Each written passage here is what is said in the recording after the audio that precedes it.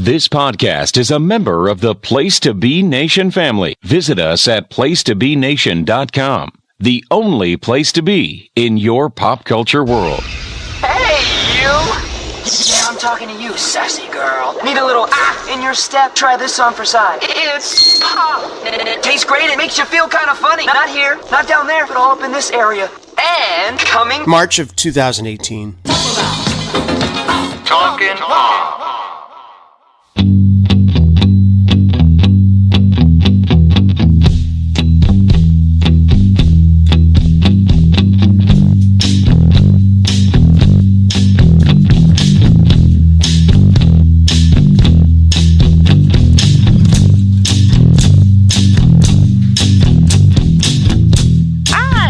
Nation, you are listening to Talkin' Pop, our second episode. I'm Jennifer Smith, here with Tim Capel. How you doing, Tim? I'm doing pretty good, Jenny. Episode 2. How about that? How about there's something I want to address from the outset here, because I'm afraid I will forget otherwise. Okay. I believe it was recently on the Hard Traveling Fanboys podcast with our friends Greg and Nick that you are referred to as the, quote, village bicycle. Indeed. Well, I just want to say, if you are the village bicycle, then I am like the hapless passenger riding on the handlebars in front, braced for my life, and as we steer into the skid, I think we're both going down, if that is the case, because I think both of us have been pretty busy making the rounds, and it's not fair to give you that characterization when I've been quite as guilty, I feel like. So what you're saying is you've been riding bitch on the village bicycle. Precisely, right. Yes. Okay. Riding bitch. You know, I like how I got called out for that, but you were not called out for that, and I appreciate your own self-awareness that and the injustice that is me being accused of things and you not being accused of the exact same thing. That's right. We're not about double standards here. We're not. In the interest of fairness, and professionalism, as we brought up for that 100%. Mm-hmm. Yeah. So, in any case, what's been going on? Oh gosh, it has been a weekend of I don't know, wrestling, shenanigans, in all sorts of forms. We got to talk a little bit, a lot, Friday night when you and our friend Nick showed me the gloriousness that is wrestling. And I don't know, what do you want to call it? Is it 18 or is it X8? It's a really great question. It is, but right? In any case, we watched the 18th WrestleMania. We did.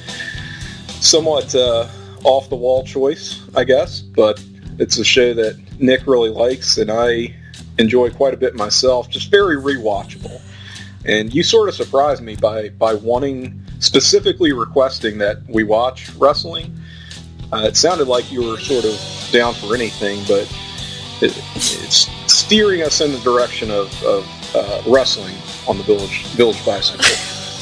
Well, I've been involved in a couple of projects of late, being the novice in certain things, and my curiosity has been piqued, and you and Nick are entertaining and informative, so I figured, who better?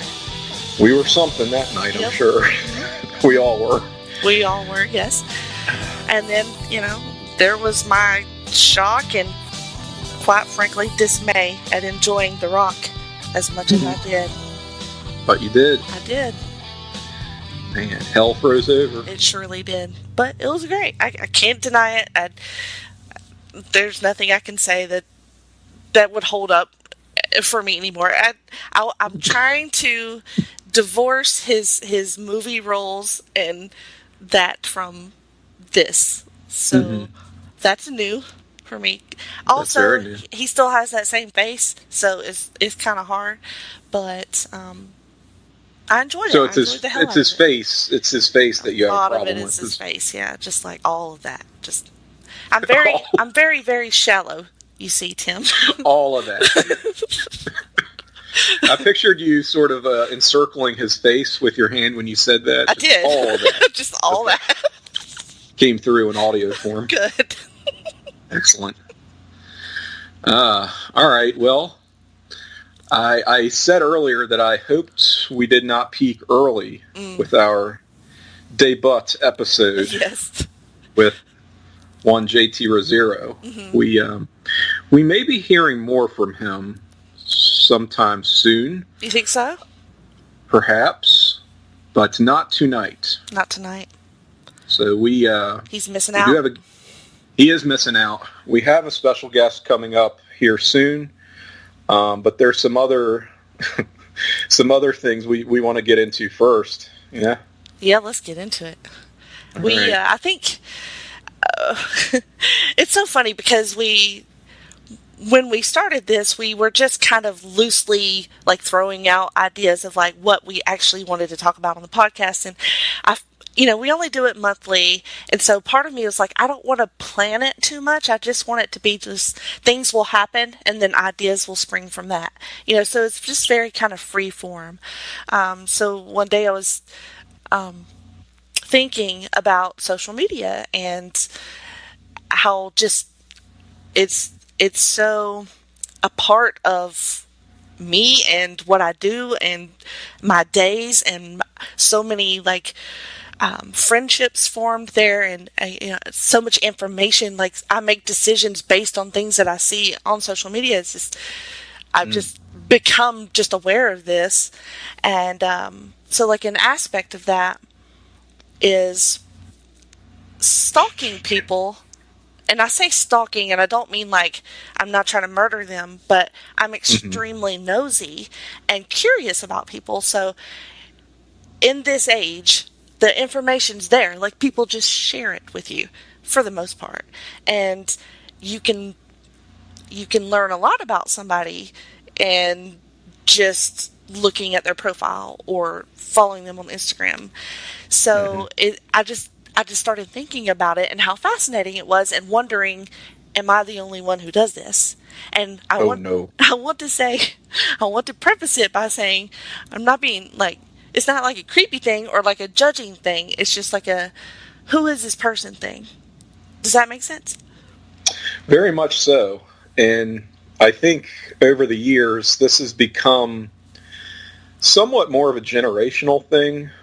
This kind of gradual erosion of privacy, not just because the United States is more and more becoming a police state, but that could be a different conversation altogether. But sort of the willing erosion of privacy, where people are kind of less, I'm not going to say modest, but they volunteer quite a bit more than they had in years past. Maybe because we have the means to do so with such ease now. And you think about what you're putting out there on social media, it's very carefully curated, so it sort of cuts both ways. Like on the one hand, there's the lack of privacy, but it's also, you're presenting yourself to the world, or a version of yourself that you want to be seen in a particular way.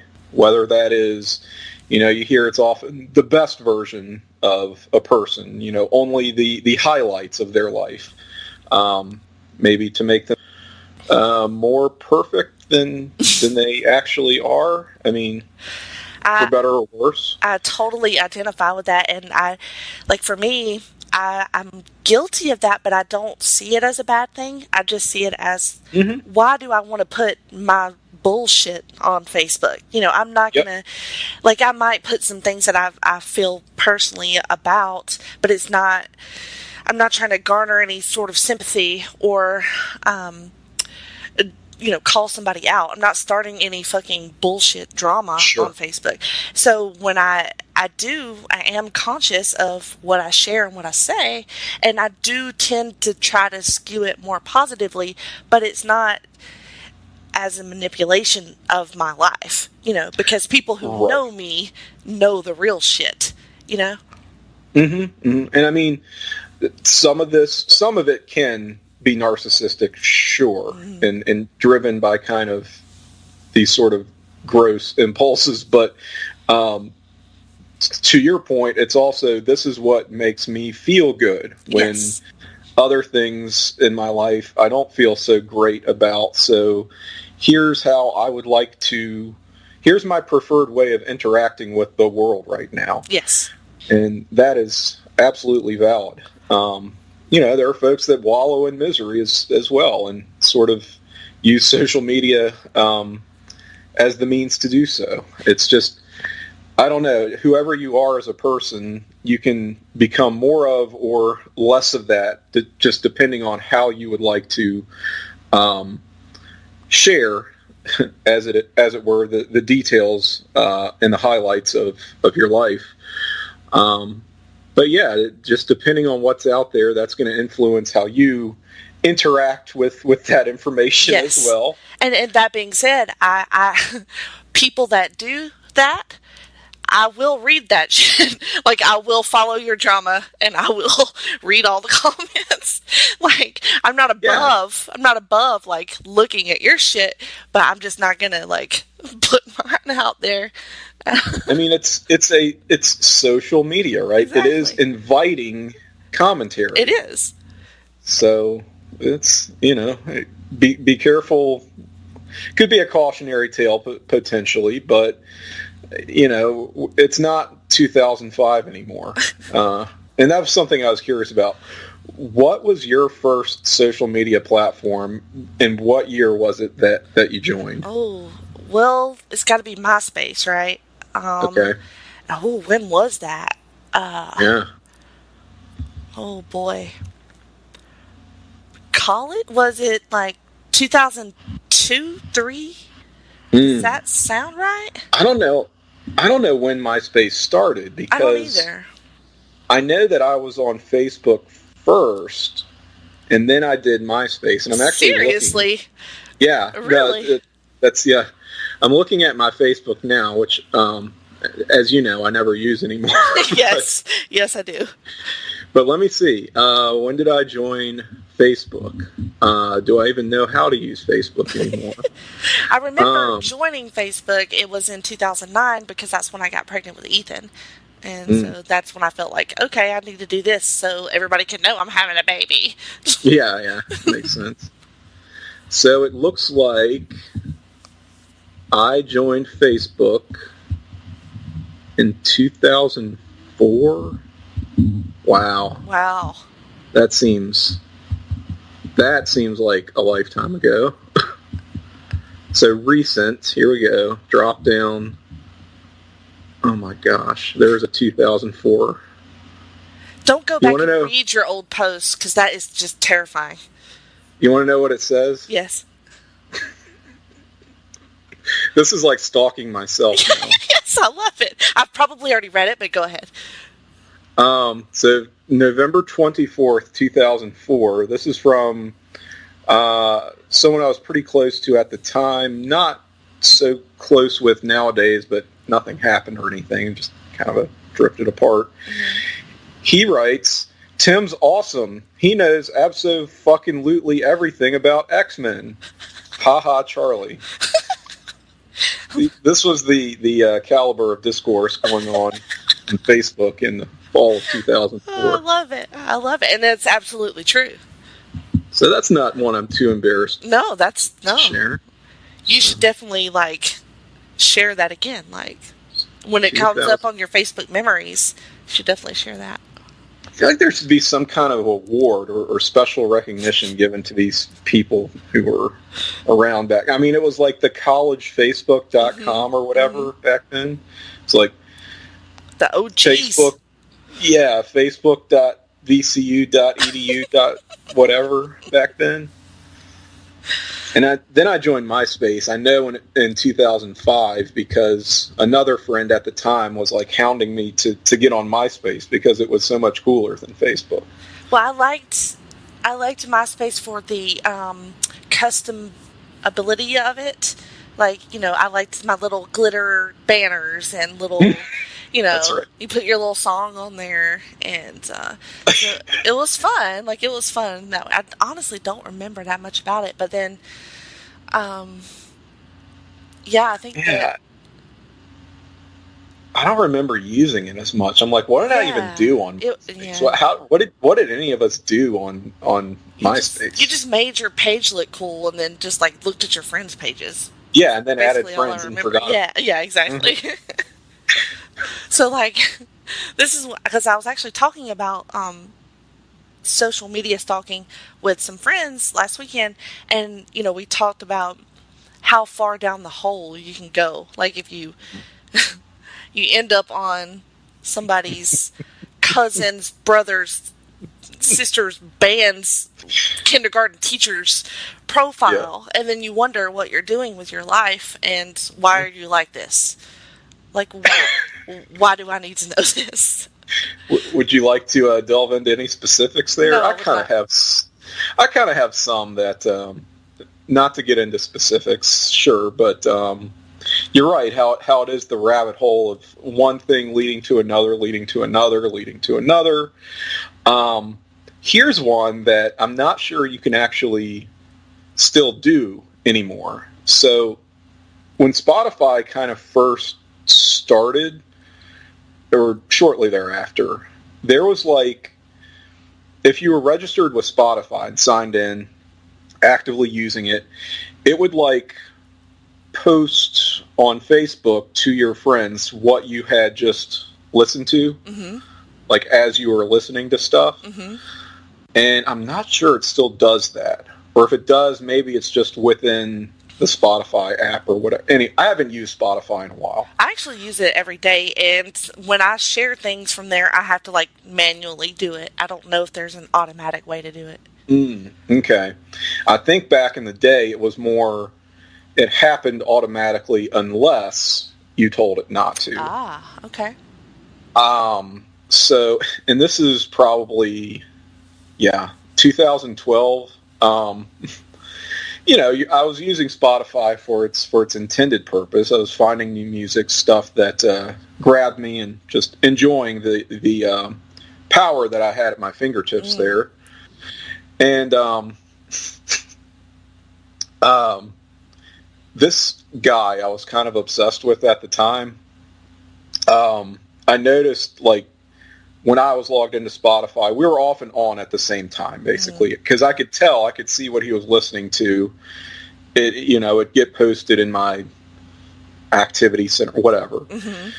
I'm like, oh, look who's online, and so it starts out as number one, online at the same time. Number two, well, now I see what kind of music this person likes, because it's not really enough that they, in your Facebook profile, it says stuff you're into, but who knows when that was made? Who really maintains it? Like, when you're listening to something in the moment and you're actively seeking and choosing what you want to hear, that's a good way, I think, of getting across your musical tastes, preferences. Right. And so I was noticing some overlap, but not a lot, honestly. And I decided I would like to change that. And I started kind of listening to some of the same stuff. So I was playing like this cat and mouse game with this person who didn't even know they were participating. Oh my god, I love that. This is bad. That was great. This is just, it's like, I'm trying to think of some of the bands. Scorpion, sure, yeah, I guess they're kind of cool. A few songs I like. And then it kind of turned into, well, I'm going to listen to like some, some love songs and stuff, and ones that I actually like, and just, I don't know, just do this, kind of employ the power of The Secret, right? Right. You put it out, you put the positivity out there, and you get good things in return. You put your intentions out to the universe, and they are going to be fulfilled. Well, They were not fulfilled. Oh, Which is probably for the best. Actually, that may have been that may have been the best outcome for the universe to give me. right. It never would have worked with this. It was good that it did not go anywhere. But how funny that's what you like constructed, like I know. in your mind, like Isn't I'm that going to sick use and this. It like I feel that in my heart, like that sort of like it's sort of like a fantasy, I guess, you know. And mind you, I'm a then 29-year-old man. I'm not I'm not in 7th grade or Right? Yeah, you're not a this is- teenager. No. Yeah, but So- still, no, I love that story, and It's a little bit twisted, but I like it. that's me. Yeah. We are what we are, Tim. At this Mhm. point, not changing anytime soon. But it's just so funny because when I mentioned it to you, you know, as an idea for the show, and you just like automatically knew what I was talking about. Like I didn't have to explain it, and I was like, "This is awesome! Like, is it just us?" And then when I mentioned it to my girlfriends last weekend, they're just like, "Yeah," like, and then telling their stories of it, and then like a horror story is if you're on somebody's like vacation photos from like 2002, and then you accidentally like one of them. Oh, And then you well, have to just shut down. Your brain just melts. That's a pretty excellent segue, actually, because can we talk about Instagram? Yes, let's talk about Instagram. All right, Instagram is very frustrating to me because I was an early adopter of this technology. I feel like I'm a 2004 Facebooker. Come on, Right. Let's face it. You're not a walk And- behind her. Well, You're a leader. that's the thing. Like Instagram came along when it did, and I was kind of like, I don't think I need one more social media platform. Like I tried, MySpace when that happened, and it fizzled out, and now I'm back on Facebook and doing Twitter. I don't need one more of these intrusions. It's just a photo sharing thing. Who cares? And now, like that's where all the activity has been redirected, it seems like, or the activity that I am interested in. And I'm sort of like, I don't want an Instagram of my own because I was just about to say we're not friends on Instagram. So like, what the fuck are you even talking about? because I don't have one. Why? I don't give a fuck. I don't take pictures of anything. I don't share pictures of myself. I would have no real use for it. I wouldn't. For do stalking anything. other people, babe. That's the thing, is that I missed the boat. Like now, it's too late. I can't go and create some bullshit Instagram account now and start randomly following people. So Why not? it's a lot more work than I feel, and so transparently obvious.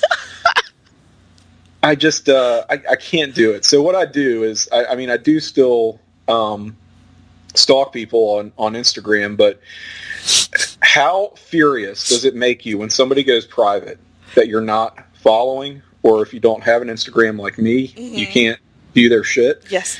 And then it's like all public, and then one day this account is set to private. You're just like, no. It's Why? maddening. What are you supposed to do at that point? Yeah, because you're so invested. And Yeah. You're so into whatever they're doing, and now you have nothing. It's like they're ghosting you. I know. Now you have to actually act like a normal human being and Fuck that. make a follow request so that they know No. Yeah. you're interested. Can't give that away. No, I can't. Proprietary information. Hate it. Oh my god. At least most celebrities have public Instagrams. Yeah, though. that's true. And that's like 90% of my Instagram is celebrities. And every now, like, I get pretty set in, who I'm going to care about. Every now and then I'll add a couple of people. I was trying to think who I added most recently. And then every now and then I'll just get like a random request, and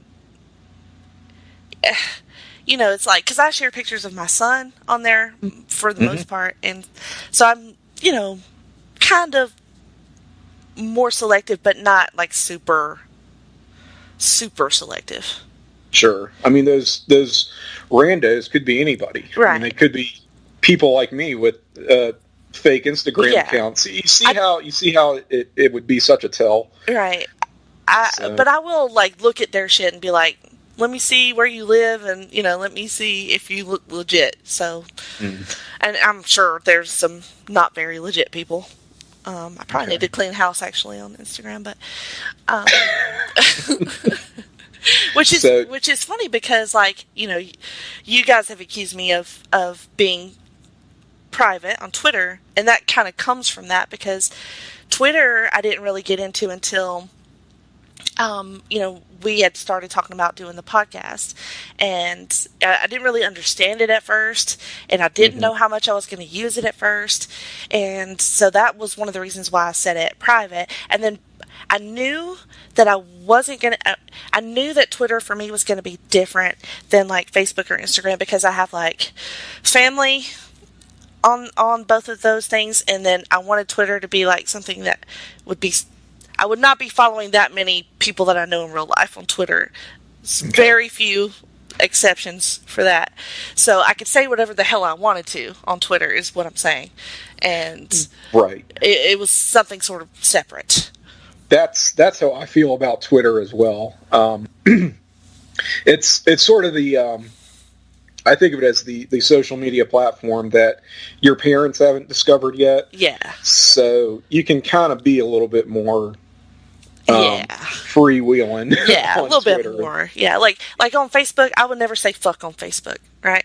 But I will say it on Twitter. Yeah.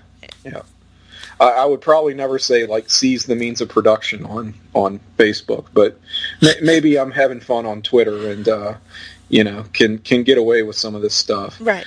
So I do have a lot more fun on Twitter, and it kind of reminds me of what social media started out as in a way for me, which was just a wild, wild west. Just exactly.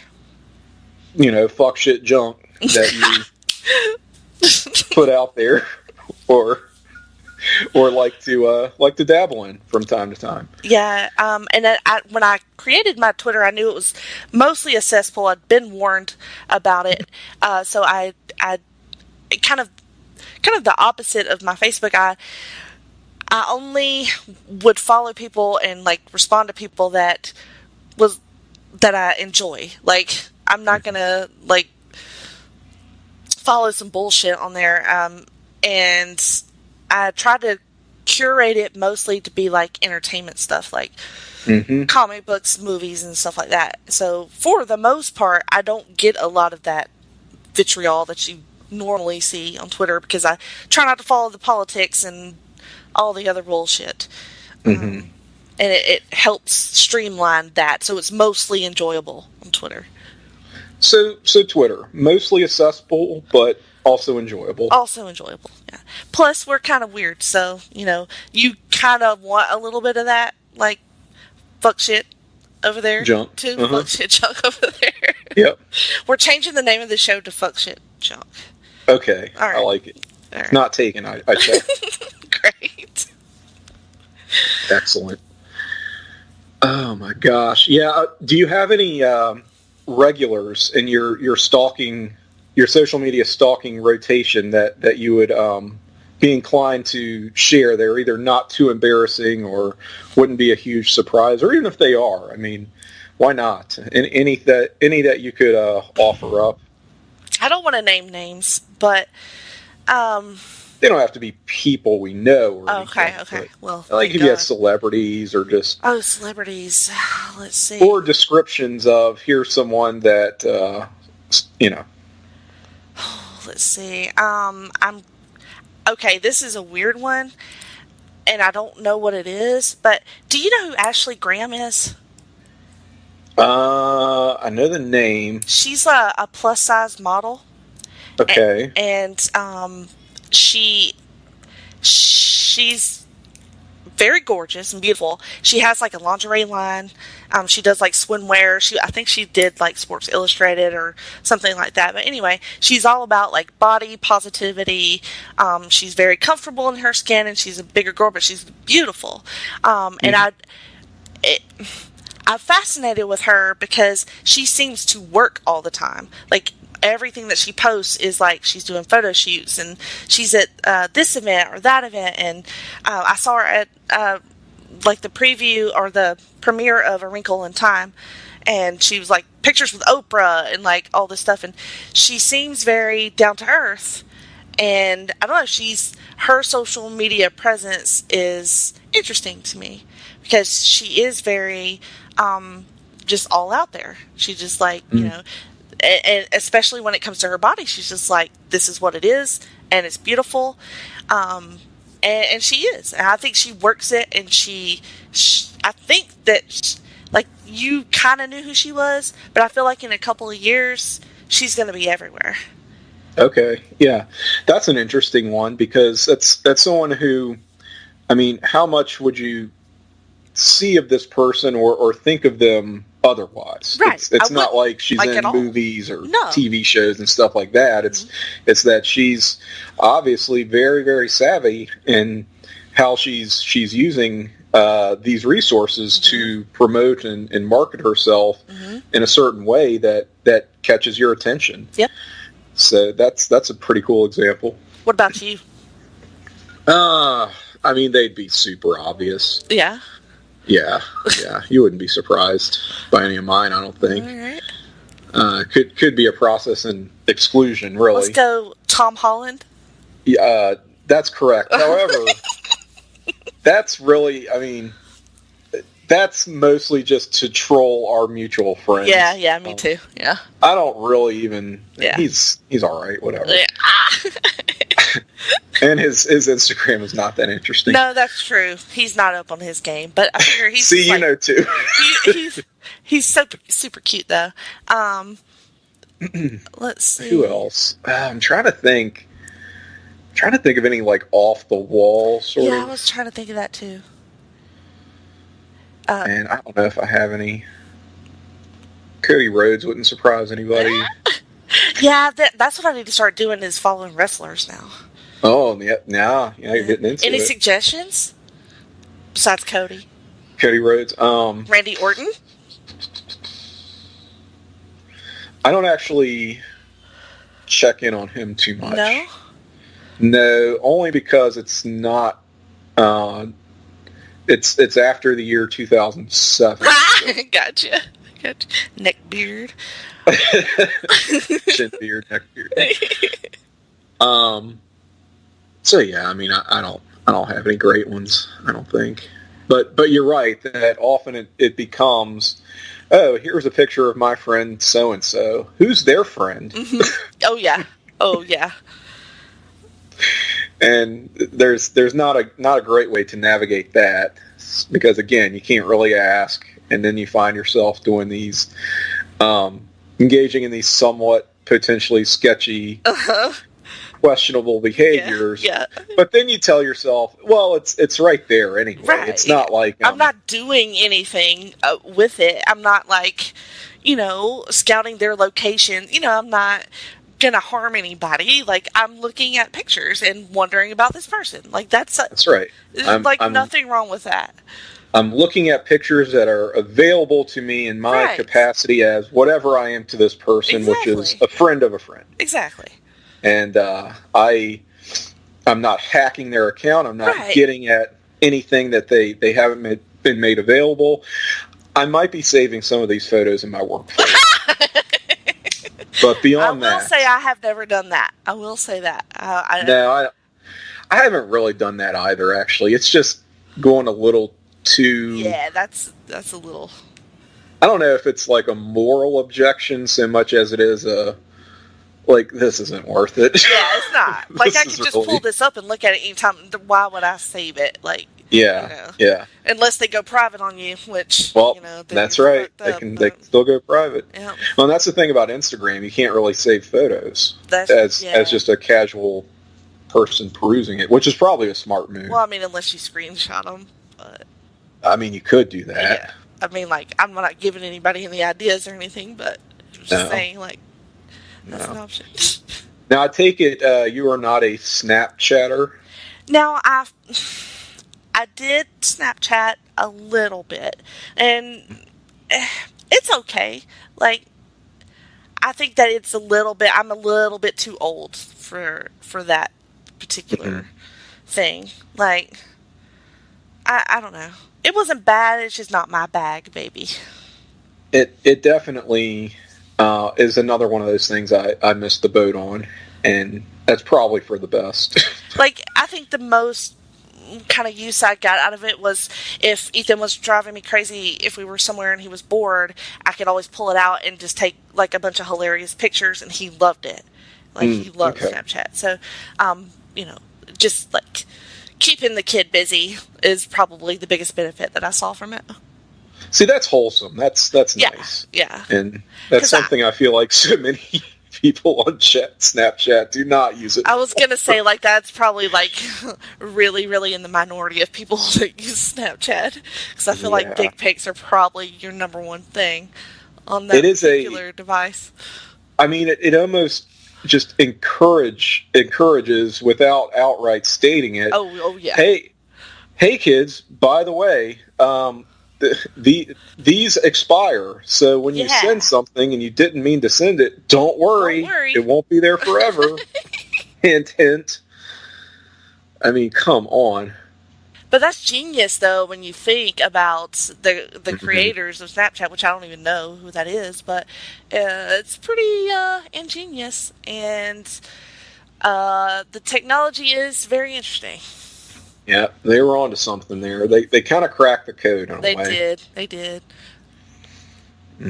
All right. Well, is there anything else you want to unpack here with this social media foolishness? No, I think we covered it pretty well, and it went as great as I imagined. I love your Spotify story. Yeah, that's one that is not one of my more shining moments. I love it. And, you know, I mean, I share the story now, and I didn't name names, but literally, it would be so fucking obvious if anyone who I knew at that time heard that story, because I've never really told that to anybody, but I mean, none of them will ever fucking listen to this thing. You never know, friend. And it's sort of like, I wouldn't share it if I didn't care. I mean, it was 6 years ago just now. Just own it at this point. Whatever. Yeah, who cares? Well, I think when we come back from the break, we will talk to somebody who is decidedly not on Snapchat.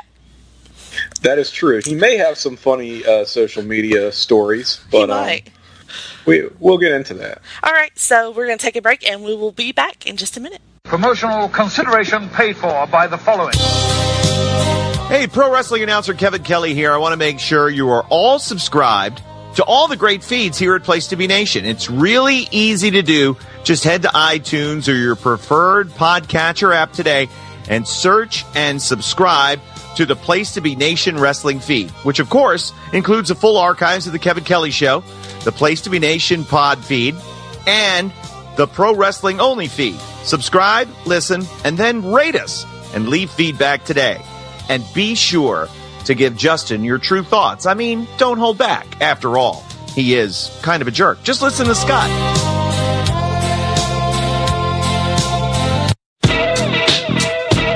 Place to Be Nation's JT Rosero and Chad Campbell here. We want to let you know that we have a ton of great podcasts available to you on iTunes, Stitcher, Google Play, and PlaceToBeNation.com, and we offer those to you on 3 great feeds. On the Place to Be Nation wrestling feed, we bring you the Mothership, the original Place to Be podcast, as well as Main Event, Lucha Afterground, and our monthly pay-per-view reaction shows, as well as the Our Vantage Point podcast and Jeff Learns Wrestling. In addition to these full-length shows, we also deliver quick-hit pod blasts on topics old and new. Over on the Pro Wrestling Only feed, we dive deep inside the wrestling business with a stacked army of experts leading the way.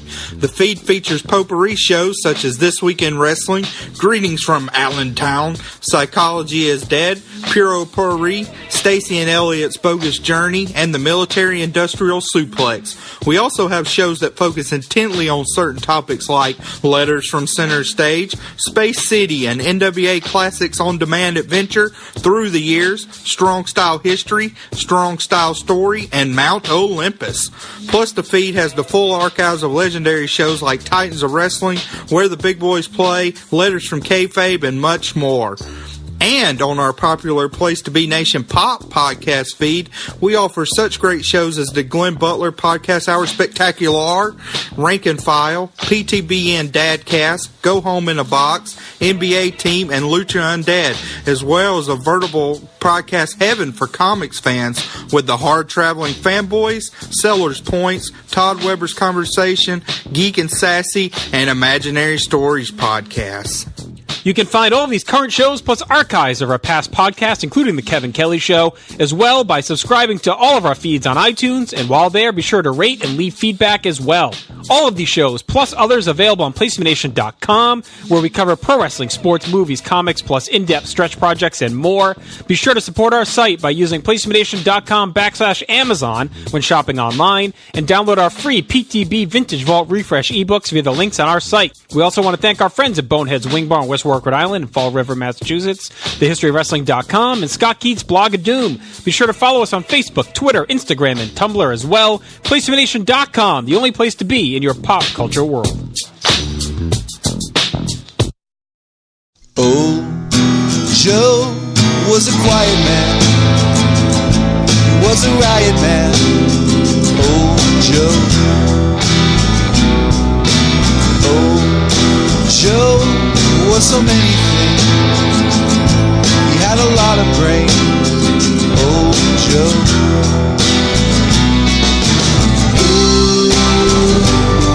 There's something that he sees. It's nipping at his knees, and it won't leave. Is there someone that he needs?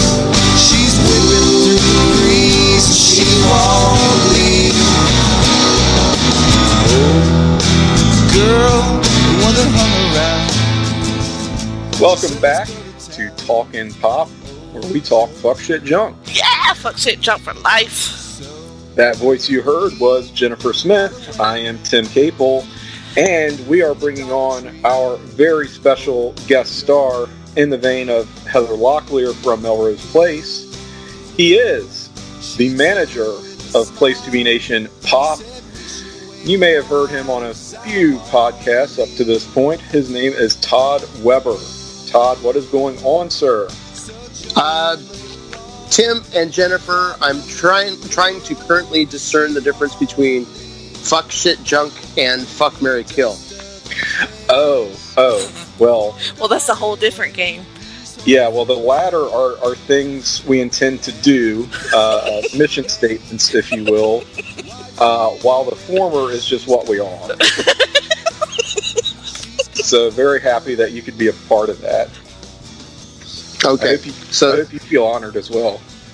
It's absolutely. It is truly an honor to be your second guest. I mean, second only to the Big Daddy himself, JT Rosero, the founder of Place to Be Nation. Yeah, you have quite the shoes to fill, as a second guest. That's right. As a bit of background, Todd and I met on an old blog, and Todd had been posting there for, I guess, a few years, and I came into the picture kind of a Johnny-come-lately, and Todd, you didn't like me very much at first, right? No comment. Right. Well, and I'm going to say my initial observations of the posts that you made were rather intimidating and based primarily upon defecation. So, that may or may not I've tried to kind of steer clear, and and I knew you liked comics and everything, but I was wary of whether you would be somebody I could work with, just because I was worried that you were kind of a bully, which goes to show you that never trust my first impression of anyone. No, I think you might have been right. I'm a bit of a pill. But no, I think we got to know each other better sort of after that whole thing led to Place to Be Nation, which is sort of how most of us got to know each other, I feel like. We kind of became the comic staff, if you will, and you have gone on to manage, in your capacities as manager, the podcasts that are a part of the Place to Be Nation pop feed. And so one of the things I'm curious about, you produce a great many podcasts. You have, some might say, overcommitted yourself in that regard. Very good. Very good. Yes. All right. So have you always been interested in kind of the production side of music in addition to your own interests, just as a performer, as a musician? Have you always liked production as well, or has this been something kind of new for you? It is definitely something new for me. It was an opportunity to help friends out and get them onto the network and do some shows where the other quote-unquote managers of Place to Be Nation shows for the wrestling side were too busy to do it. And I said, well, let me see if I can figure this out. And I set in a couple Chinese to Justin, and he said, yeah, or JT. And he said, yeah, it's fine. Just keep, learning as you go. And if you need help, ask me or Glenn. And Justin uses the same format that I do to produce shows, and Glenn uses a different one. But both been helpful as I've expanded. But it was really something of, as you get old, you tend to be set in your ways. I'm going to make the first reference to me being older than anybody else in my immediate the first of many online references. peer group. We are going to hit that topic a couple times. I'm fairly sure. But older, the stereotype is that they get set in their ways and they don't learn new things. And I like taking on new things or learning them as long as I have the resources to figure them out. And so even though I've done music in my life, I hadn't done a whole lot of audio production. I've recorded demos and things with bands, but I was never behind the board for those things. I even took a class before I dropped it in college way back in 1990 of audio production, and it was just way over my head, so I got out very quickly. So yeah, it's been something new for me, and I've enjoyed it. Feel like I'm getting pretty good, hitting my stride. Yeah, well, I was going to say we've enjoyed it too. Just the jingle you banged out for this show in record time, it seemed like. I could not believe the turnaround that between us recording and then sending that recording to you or whoever ended up with that, and then, here's the jingle, and just it all came together so very quickly. And it was so good, too. I was like, wow, this is far beyond my capabilities, which I've tried to do some very rudimentary production on other podcasts. And, I can kind of do it, but it takes forever. And it's just not something that I feel like I really have the aptitude for or am that interested in. And, you've really... like you said, I think hit your stride and are doing some really, really fun and really cool stuff for these shows. Well, I appreciate it. Thank you. It's always kind of fun to surprise somebody with something, whether they like it or not. And if they don't necessarily like it, you go back to the drawing board and try again. Oh, do you? So far, or not? Do. Oh, just wait. Just wait. Oh God. So, just wait. Is that a threat, sir? It's not a threat. No. Well, I'm just the manager, so. and as the manager, I'm always trying to find unique situations and angles to put my stable of podcasters into. Yes, we are very much about the unique situations on a Place to Be Nation Pop and Talking Pop. Now, before you came on, we had a little discussion about social media and social media stalking, if you will. Not in the creepy, bad sense, but just in the I'm nosy and it's right there in front of me, so why not sense, and how that leads down various different rabbit trails. So I want to get your take on where did you come in with social media? Like my first Facebook post was in 2004. So were you using anything around that time? Did you use anything before that? I know there were some platforms that aren't around anymore. So curious your formative experiences. Well, I was all about MySpace when it dropped, and I was all in on that, and a lot of it was networking and getting my music out there, but some of it was also, let's see how this person who dumped me years ago has quote unquote improved his or her life. So. Reed, I want to see how fat they got since we were. Or their life. What bald person did they marry? No offense. Yep. We were wondering, Jenny and I both, like what we actually did on MySpace, because we can both remember creating profiles and adding friends, but after that it was sort of, what do you do with this thing? It was sort of like they hadn't really figured it out yet. Well, I came to MySpace after being on LiveJournal, and LiveJournal for me was just a pure blogging site. I do blog my thoughts or longer entries, and then I'd follow along with Scott Keith's blog and later the Blog of Doom. And then MySpace allowed you to do a little bit longer form blogging too. So in your posting, so not like a short Facebook post, but a much longer, it would click to a link and then post it on site. Yeah. So, okay. I don't know where my profile is, if it's still out there. I did deactivate it, but I wish I had those blogs because they, at least as time capsules, would be quite interesting at this point. Yeah, preserved for some Russian bot to stumble. Yes, steal your identity. Yeah, who knows? I don't know about the fate of my MySpace profile. I don't think I ever made the effort to deactivate it, but I don't know how to get into it anymore because, I mean, who does? So that's. I was secretly hoping you might have a Friendster story. Oh no!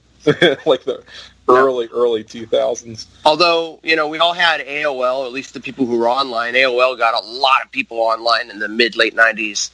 And so the instant messenger and the AOL messenger was a pretty prevalent thing. There was also some other kind of IRC that was going on. I can't remember its particular name, but I remember the alerts. When somebody would talk. ICQ? And ICQ, that might have been it, yeah. Yeah. Okay. I'm talking specifically like 1997 or so.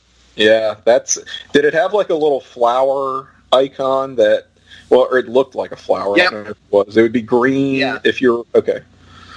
I do remember, wow. I just remember talking to some people I really probably should not. Oh, yes. I actually flashed back to that myself as a teenage girl. We both have like individual. Yeah. What have you done to us, Todd? Did you hypnotize us? Yeah. Or what did people in using that, we didn't have Skype back then or any way to have a long-distance call. We didn't have cell phones back then. Right. Long-distance call to someone for free, basically, on the internet. So you would do ICQ as a substitute for long-distance telephone calls, especially if with your significant other. I was engaged to a girl who went to school about 5 hours north, and so we did ICQ quite a bit. And it's just text only, but Boy, that was a long time ago. And yeah, well, it doesn't feel like it, but you're talking 20 years. Yes, and it's technology in a very nascent form. Mm-hmm. I remember getting in arguments over it, and then having to get on the phone and what did you mean by this? Yeah, I love that. At least then you have a record of what the other person said, so you can just let me refer to my notes here, you bitch. This is what you just said. We didn't even know. I don't think we could do screenshots even back then. I don't know. No, it's proof that she said it. You could just scroll up, I suppose, or scroll back. Yeah, talk about pulling receipts. That's and of course you're going to read it in a tone that was perhaps not intended, which makes it even better. It does. That's the kind of stuff I want to go back and look at, like all your old fights on instant messaging services that aren't around anymore. Yes, and so long story short, that relationship kind of petered out not quickly, but.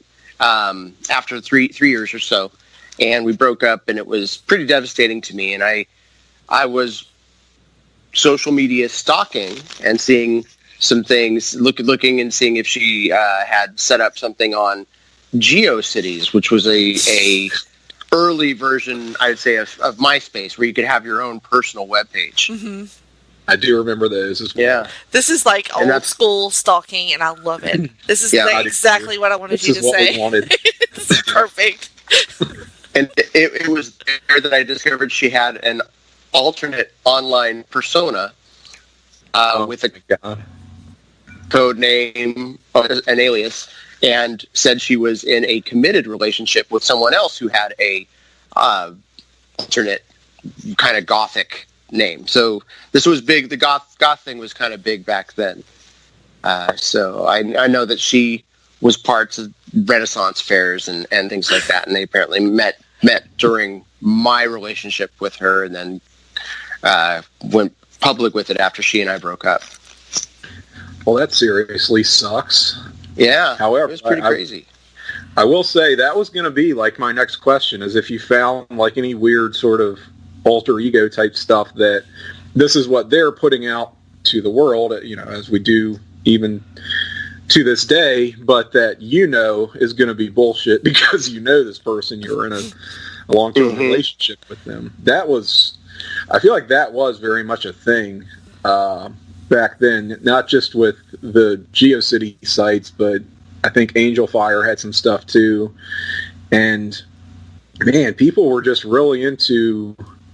It's almost like a performative or role-playing type of thing without being in a structured role-playing environment. Right. Yeah, without a DM. Or not a direct message, but a Dungeon Master. I had to clear.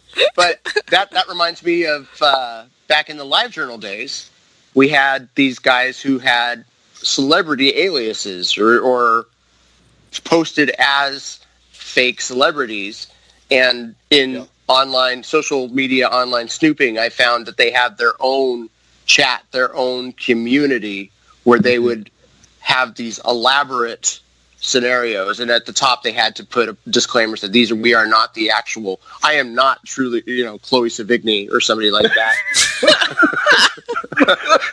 I love that was your go-to. That's the one I remember specifically. I remember there was somebody was posting as though he or she was Chloe Savigny, who I don't know if she'd even done anything big things back then. Maybe Brown Bunny or some indie films. This was before I knew of her in Big Love. That's what I remember that actress from. And then she's in Zodiac 2, which is one of my favorite films. But that says nothing about me. Well, she's been in everything, kind of. Yeah. But that's like taking the gimmick account stuff that people still do on, just kind of various messaging platforms. Just taking it to a whole nother level. Right. There are folks that can be very committed to their gimmicks, but boy, that's some work. Right. I mean, it's one thing to follow fake Hacksaw Jim Duggan on Twitter because he's funny. It's another thing to be fake Hacksaw Jim Duggan in your fantasy role-playing wrestling LARPing universe, you know?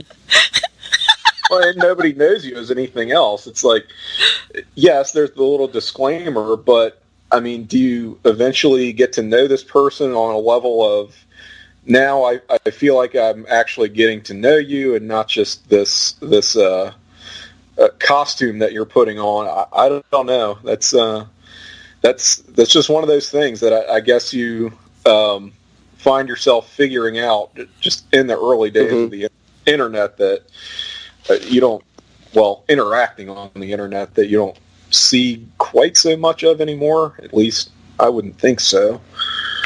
What something I think is unique to our particular group, perhaps, is that we all started out in this mostly anonymous wrestling info group, that wrestling blog Scott Keith ran, and then we kind of migrated to our own when he changed formats, and none of us were we were all too lazy to get on board with the other one for the most part. And so when things like Facebook came, we migrated over there, or we kind of slowly added each other and then would check out each other and say, well, this person seems okay. I guess I can think of him as, instead of his your alias online, what do you call that? Your avatar, your Psych 68. yeah. or overcommitter in my case. Oh no, that's Tim, that's Andy, etc., etc. And I didn't know all these people. I was kind of late to party, so somebody would refer to Andy, and I who is that? He's a bad guy. Is it a bad guy? So shout out to my friend Andy. Yes, great all times. of our friends. Andy. Yeah, that's the thing. It was almost it's kind of a philosophical shift where you had, eventually you get to a point of, okay, I'm more interested in what these people are saying and what they're talking about and what's going on in their lives than I am about, here's the day's wrestling news, or whatever it is, you know, where you actually start to have like real friendships formed, and it'd always be kind of cool when a person would, I guess, get elevated to real name status, where you just they're still using their same username they've always used, but everybody knows who they really are because you become friends on Facebook, or they're just kind of more open about it, and you just start using their real name, even as you're talking to them as the whatever weird avatar it is. Right. And that was, with the exception maybe of Amish Lep, who is Amish on Facebook as well as he was in LiveJournal. So nobody really knows who Amish Lep is. That is true. This is like Amish Leprechaun. That was his gimmick. I don't remember if he said anything notable, but just we were friends on Facebook, but he's Amish Lep there too. Has no personal information. Exactly. Yeah, I wondered if that was just me not being able to view stuff. But okay, yeah, that that sounds like that's a universal deliberate choice there by that fellow. But speaking of celebrity gimmick accounts, I mean, does it get much better than Tom Cruise, who nobody knew who that was? I mean, that was kind of... We still don't. No, to this day. It wasn't me. I don't think it was. I don't believe you, Tim. Yet he was... No. Tom Cruise was around a long time before Tim, and Tim has refuted how he got into, or told us how he got into the chat, and it doesn't match up with anything that Tom Cruise did. So no, I'm with Tim. Quite frankly, I don't know that you can trust anything that Tim tells you. Okay, well, could be maybe just plot thickens. Yeah, exactly. Throw it's people funny. off I mean, the scent. I did come into that group via stalking, so it just started to feel too voyeuristic for my taste, actually. So I figured I'd better start participating. But I was very much on the outside looking in for a time, and then just decided to post. Now, I do want to ask you, Todd, about do you have any online dating stories? Like any eHarmony or any of those type things? I don't know the platform, but this was in the, like, I had about a 6 to 8 month period where I just dated girls. I wasn't in a relationship from, say, October of 97 to June of 98. I was in short-term dating relationships, let's call it that. And so I don't know the platform, but I did meet a girl somewhere. I may have it. And found out they were in Sacramento. And well, let's go out to coffee or something. And I was romantically interested, or at least physically attracted to the picture that this person posted. And I hesitated at because I remember it was actually an Ani DeFranco discussion forum. This is and so I was really big into the singer-songwriter Ani DeFranco in the late 90s. I liked a lot of the stuff she was saying and represented some of my points of view, especially about relationships. And the songs she was saying soothed me. And so I would get into more of talking about the lyrics and songs and tour dates, etc. in whatever, if it was AOL or somewhere. And anyway, ended up meeting this girl, picking her up and going to lunch. She looked nothing like her picture. Oh no. She had some vocal quirks that really bugged me, and she had a weird smell. So so I never got back the Ani DeFranco bootlegs I had lent her because I never wanted to, revisit this. And she texted me, or not texted me, she chatted with me a little later and says, "So, did you want to hang out again sometime?" I said, I just don't know if this is the right time for me, and, et cetera. And then she said, "Well, I thought you were lovely, da-da-da-da-da," and that was it. Oh. Oh, well. What did she smell like? I had to ask this.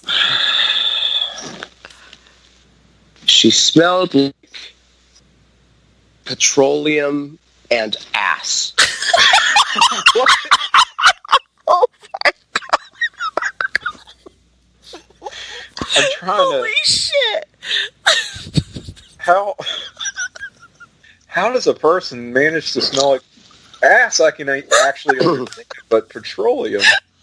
It was this weird, I don't want to say biological, it was this weird chemical scent she gave off, and I don't know what it was. I don't know if it was the kind of makeup she was wearing or pores, but it's something coming out of her pores or what. But in talking to her, we just didn't have a lot in common, regardless of the lack of attraction on my end part. So now that's the only time I've met a girl online and hung out. I've met many people who were wrestling fans online and ended up hanging out with them or going to WrestleMania with them or something. Yeah. But now, did you burn these said Ani DeFranco bootlegs on a CDRW?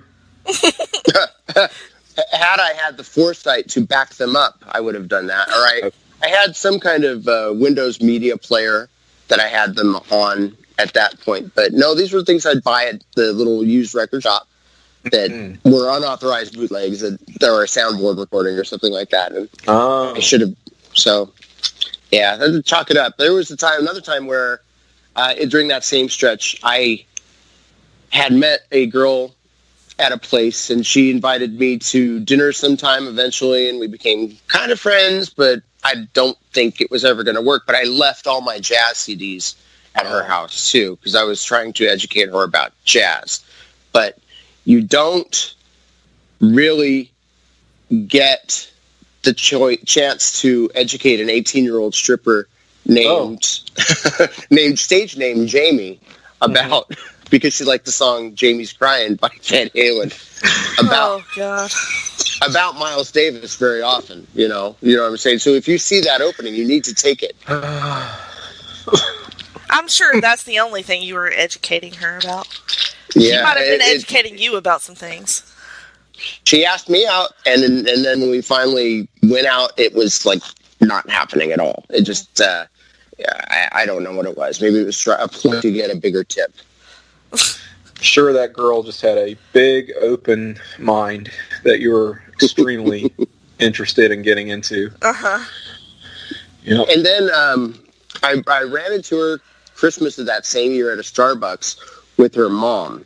And she, was kind of surprised to see me, and she, I had to remember to call her by her actual name, as opposed to the stage name. Because her mom was there, and then the mom said, how do you guys know this? I said, from school. I met her at AR, which was the biggest, such a huge, huge lie. AR is the local junior college. Okay. Excellent. But I know. I didn't have to. I could have told the truth because I didn't know this person anything. No, yeah. What do you have to lose at that point? All right, now I'm looking at your Facebook profile right now, Todd, and don't worry. Hope you like band gig announcements, Tim. Yeah, no doubt. I'm just looking at the intro, and it says, of course, comics, wrestling, rock and roll.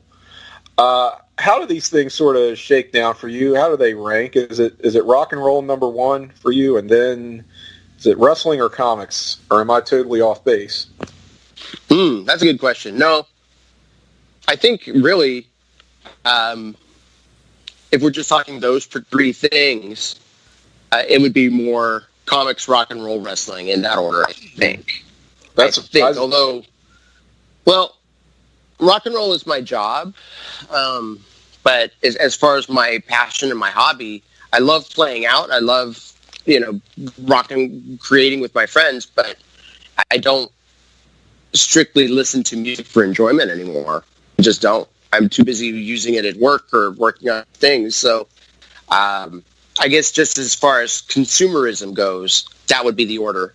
But as far as the things I like to do, then I would put, managing my marvelous stable of podcasters, that would be number one. Of course. If I was generating all the jobs or things.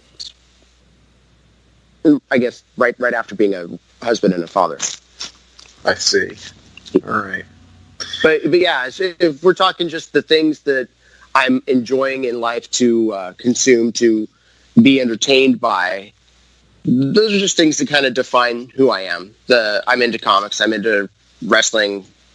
Still, after all these years, I've been watching wrestling since I was 9 years old on black and white television growing up in Utah. I would watch old AWA wrestling before the big WWF explosion in the mid-'80s. So, yeah, it's just part of me, and it's something I have memories of watching with my now deceased grandfather back in the day. And so it's just a nice thing to keep alive. Now I watch wrestling with my kid.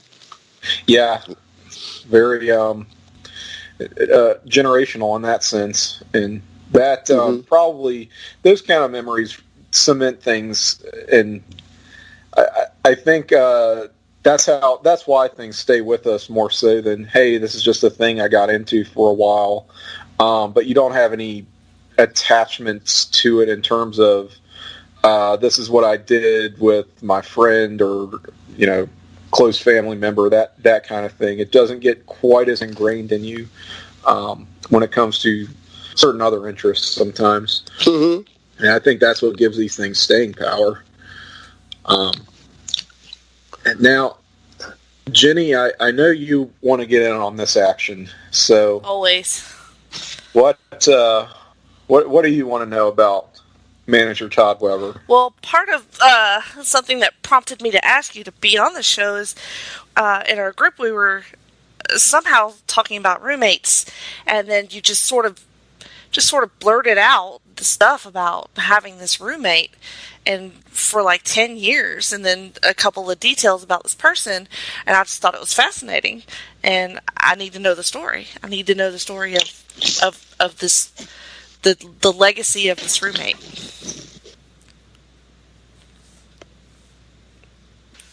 I am. Yes.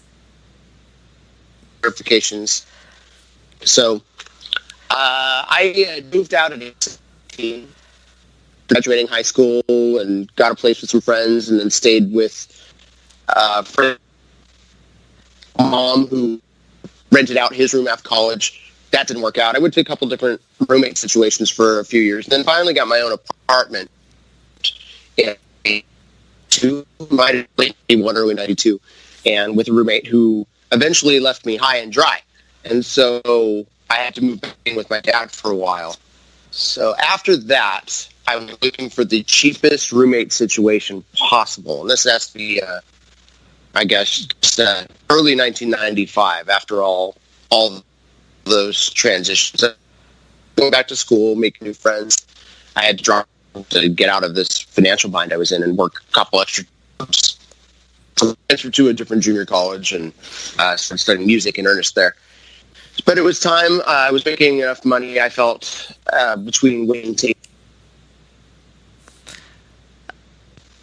I could afford my own roommate situation again. So I went looking for the Lloyd newspaper, the weekly news you get. That was within my area, my kind of neck of the woods, that would be freeway close to where I needed to go to college, centrally located. It was only $275 a month, which around here, even then, was a tremendous deal compared to some of the other things I could have.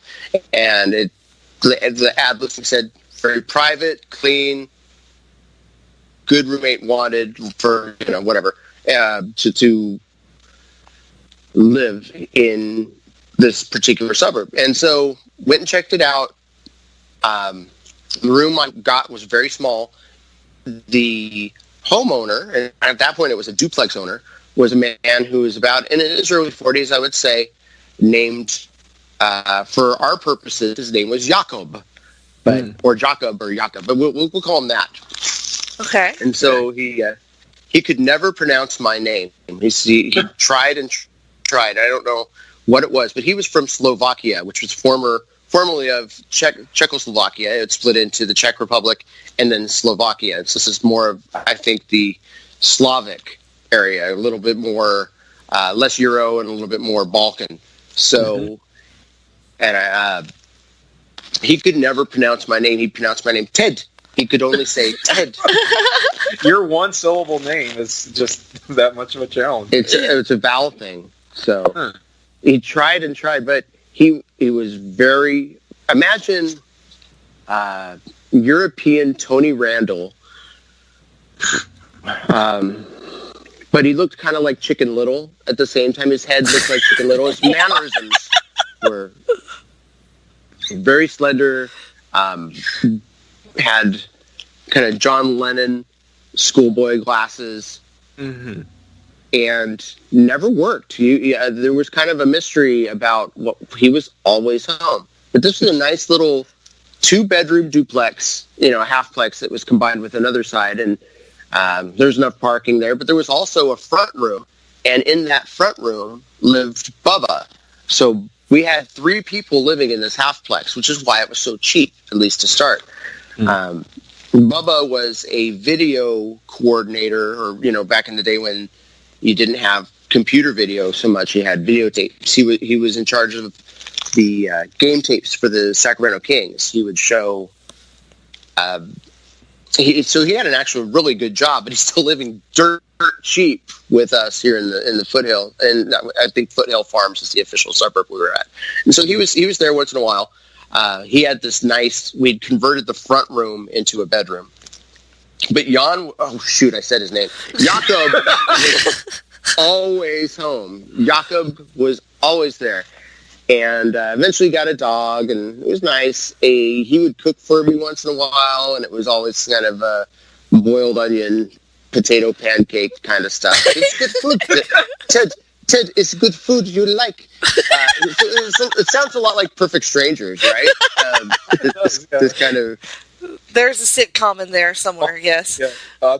Yeah. And eventually, we got some really bad neighbors. This is maybe a year and a half after living there. Bad neighbors on the other side of the halfplex, like some shady gangster type individuals. So he was ready to move out. So he moved further east to another suburb, but he bought a bigger house and had another 3-bedroom place.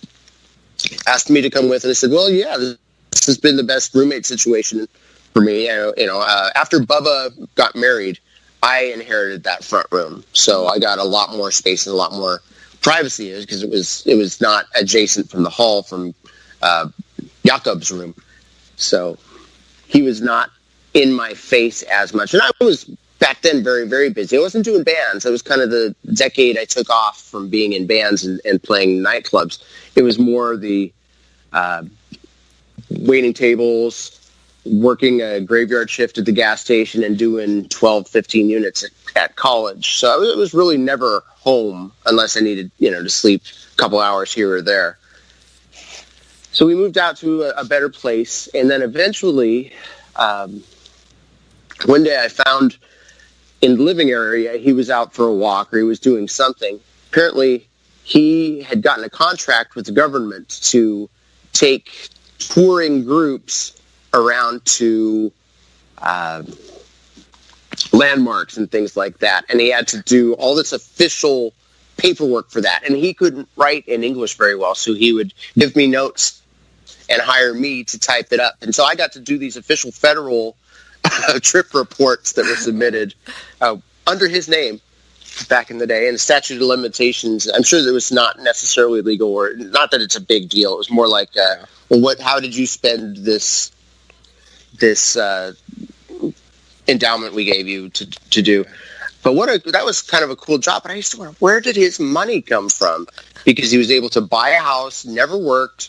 The rent we were paying wasn't really going to cover more than a third of the house payment, I would think. But he apparently was doing Bitcoin type things a long time before that, as far as with CDs and being really aggressive with his investments. And so he would talk about how you just have to be smart with money. Certificates of deposits, not compact discs. Right. He was not selling pirated CDs over the internet for $1 or $2 to pay his medical bills. That's somebody else.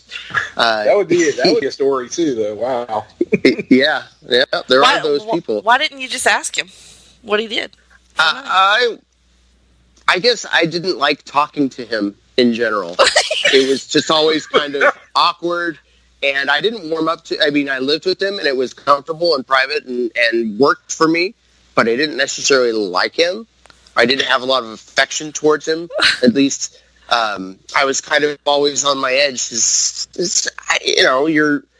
When you're in your early 20s or so, you think the whole world's against you. And I had a chip on my shoulder. Like I can be very selective with my friends. I'm trying to make excuses for why we weren't better friends at first. He just kind of rubbed me the wrong way, and yet I still liked the living situation, and I loved the cheap rent. I loved it. Mm-hmm. So, and you never had. And keep in mind, I as far as making enough money for rent. Mm-hmm. Mm-hmm. I mean, he liked me because I was paid rent on time, and I wasn't there all the time. But even when I wasn't. I didn't practice my guitar or anything late at night for the most part. I would have friends and associates over here and there, but I would get into longer relationships with people who had their own place, and so I could stay over there sometimes too. So I wasn't always at the place that I rented. So I guess he liked that. But as far as interacting with him, one day it got really quite awkward because he said, "I left something for you on the table." Mm-hmm. And so I was like, "Okay, what's this?" Well, you know what Justin used to find in shacks? No. On the side of the road, you mean? Yeah. Yeah, on the side of the road. That's right. Well, one day, Jakob left for me on the coffee table. I came across this. I cannot use it. Maybe you would like it?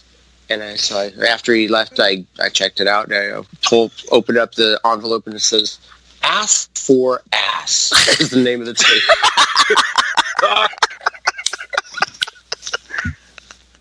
And so, and of course, and then what? And then what? During our second in the 90s, like whatever. And well, it was a straight tape, and apparently that's why he didn't like it because Jan eventually came out to Jakob eventually told me he preferred the company of gentlemen. And that he said, just be careful. So he came out to me. So I think it was important thing for him that he was able to tell somebody he knew and liked that he was homosexual, which was pretty amazing that we had developed that friendship over the time. Yeah. So we eventually became much better friends. Exactly. So at that time, after he came out to me, he kept saying, "Tud, you should come to the spa with me. You will like it. It's lots of men being comfortable. You can be a man there." And so he always wanted to go to this place, this bathhouse. I said, I don't know exactly what that entailed. I don't know enough about the lifestyle but I said, Jakob, I like my gym just fine. My gym is great. I was going to a 24-hour fitness at that point. And I said, no, it's not like that, Tid. And so, even though he knew I had a girlfriend, I had a long-term relationship for about 5 years during the course of my living with him. I felt like he was always kind of inviting me to hang out but he didn't have a lot of, he was not part of a community as far as I could see. He was very solitary in his individuality. And so he'd have relatives from Slovakia that he would bring eventually to the country, sponsor them, get them into citizenship, get them jobs. And I know that they didn't know, about that. I just know. He wouldn't say, he would tell me that, no, I haven't come out to her, or I haven't told her that. I guess very deep-seated European religion. So it was kind of cool to be the guy that he did that to reveal that information and grew. And I was eventually in bands again while I still lived there. And in my new band was someone we would call an otter. Do you know what that is, Tim? Yes, I know what that is. Tell me. Okay. Tim, you're probably better, okay. And I'll see if that corroborates with the guy I'm describing. Okay, Jenny, you know what bears are? Yeah. I know you know what bears are. An otter is basically just a younger kind of bear in training almost. Okay. So they're not quite as perhaps full-bodied as your kind of standard bear. Mm-hmm. But they're gonna be, So kind of like you're getting a jump on it, and I mean it's shouldn't that be like a cub though? Like why isn't it an otter? Well, it's sort of like they may potentially want to go in a different direction, but it's sort of like they're sort of that's kind of how they've been pigeonholed, perhaps. Okay.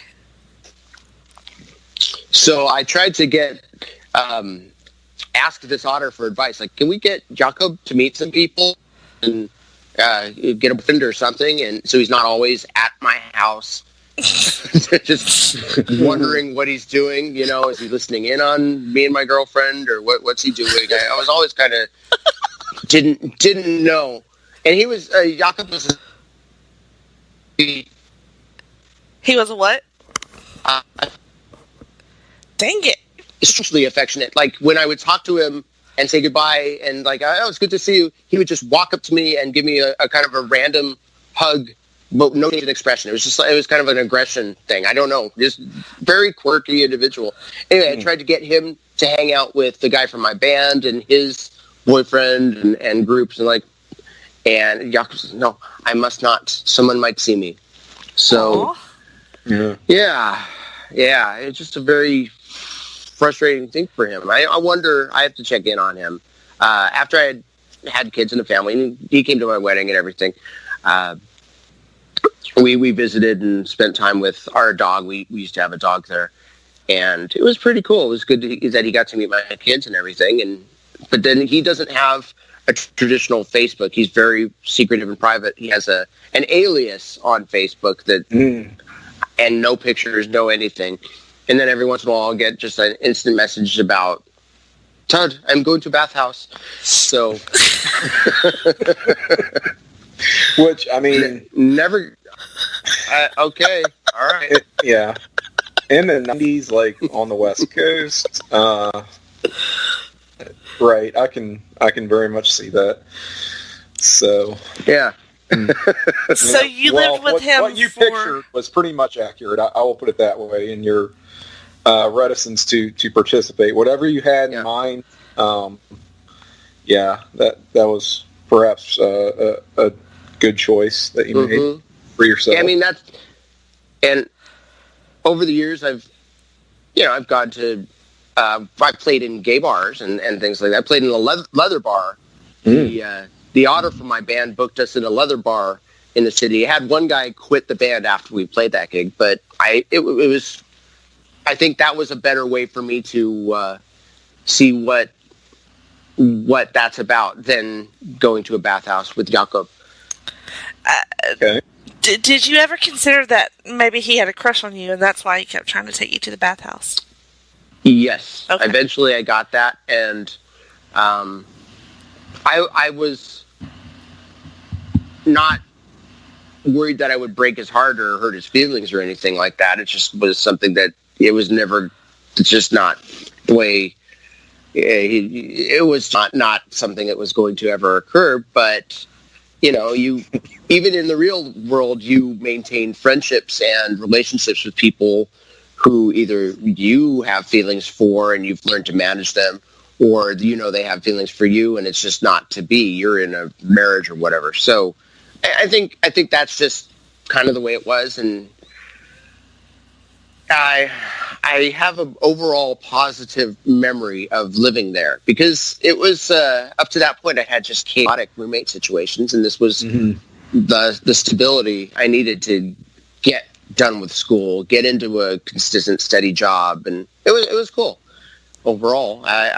Like my dad said, you are so lucky to have found a roommate like that who would always have a nice, big, clean house. He kept upgrading his house as his money got better and better, or his CD got bigger and bigger.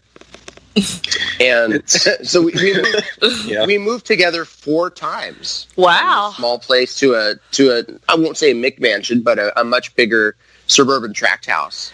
So how many years total? 10 and a half. Wow. That's a long stretch for a roommate situation. But until the day I got married, when I officially moved in with Corey. Wow. Well, I think it's you don't think about sometimes how much better and easier life is when you're living with somebody and there's not a money situation between you. Even if you don't particularly have a great deal in common and socially you aren't really friends, you maybe keep each other at arm's length, but there's never a problem with money. That kind of that gives you some longevity, I think, and you can't help but get to know them better and become somewhat of a confidant over a 10-year stretch like that. Definitely. So I can see how that would work. Yeah, it was amazing that we became. It's just one of the unique stories of my life, how close friends we eventually became. But just one of those things that when I got married, I just wouldn't see him anymore, and so that I wasn't necessarily moved to come and visit. I'm so busy. I don't visit anybody. I don't visit my family. Sorry, Mom. So Tim, do you have any roommate stories, like horror or good? I do not have any remarkable roommate stories, but I will say, just to say something somewhat relevant to this discussion, getting crushes on straight friends, be they roommates or otherwise, is a hell of a thing. It happens, and what do you do about it? And I think Todd's choice was definitely probably the right one for both of them, and that he would have been uncomfortable in that situation and did not want to do something just for the sake of, that's what he might like to do, or potentially getting in a situation of leading him on if that was the case, which, who's to say, but that's a tricky thing to have to kind of tiptoe around.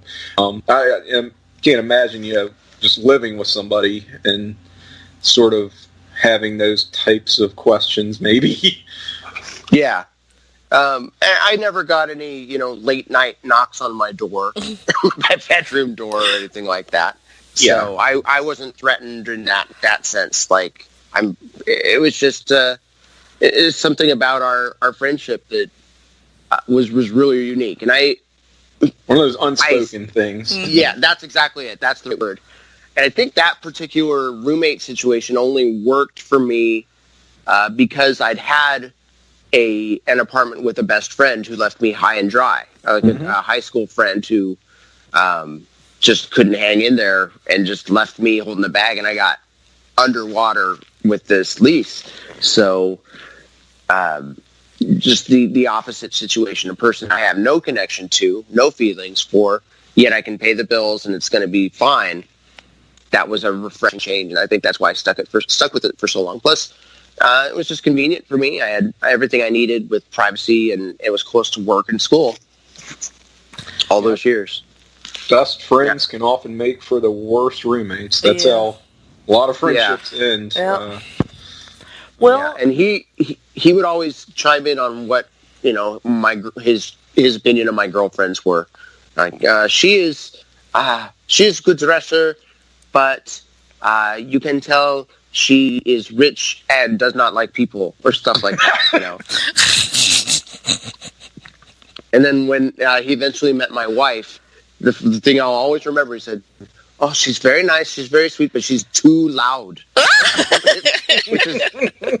My wife is not a very loud person, so I don't know. I was wondering. I don't know if it's just sneezes, or I don't know why he would think that, but